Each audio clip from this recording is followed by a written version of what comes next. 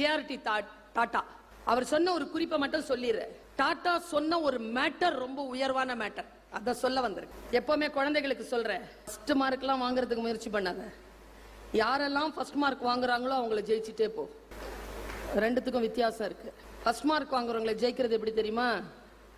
98 வாங்க முடியல, 38 தான் வாங்குற, பரவாயில்ல, 40 வாங்க, 42 வாங்க, 44 வாங்க. 98 வாங்குறவ 92 வாங்கி இருந்தான்னு வச்சுக்க, அவ 98ல இருந்து 92 தோக்குறா, நீ 38ல இருந்து 42 ஜெயிக்கிற. Show progress, show progress.